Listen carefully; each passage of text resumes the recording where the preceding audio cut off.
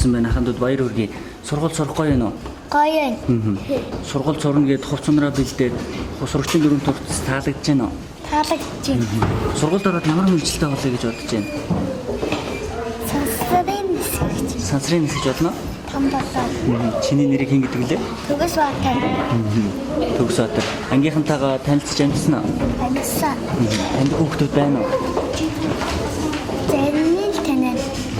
Зарим хүүхдүүд өөлөдөх нь сургуульд очиод.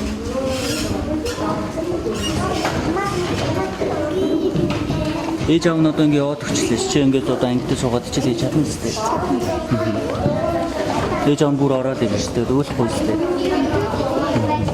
За, ээж аавгаа санах уу? Санахгүй юу? Санахгүй. За. Гэдэг үү?